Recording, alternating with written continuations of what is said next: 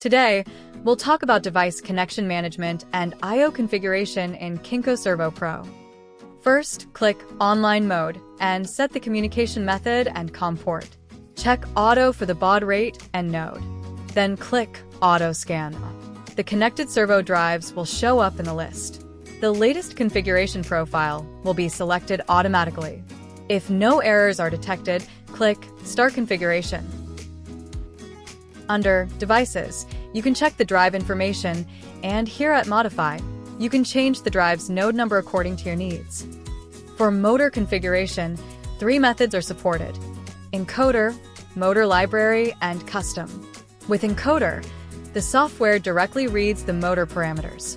With Motor Library, you can choose the motor code directly or look up the motor model in the dictionary. With Custom, you can select a self-added motor type or define motor parameters yourself.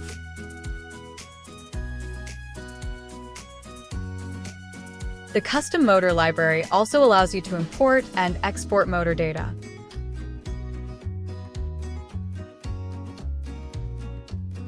Taking the encoder method as an example. First, check whether the motor code is the same as that on the motor nameplate. If it doesn't match, click Reread Encoder. The settings will be completed automatically after the system reboots, and motor parameter settings and function settings will be updated.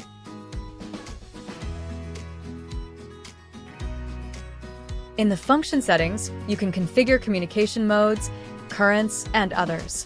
After making changes, click Apply and then Confirm to update the new settings. The Read button only reads parameters from function settings. It does not update the motor parameter settings.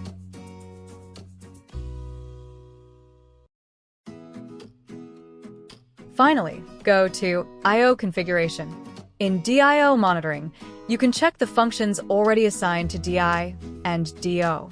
In DIO settings, you can redefine their functions as needed. Thanks for watching.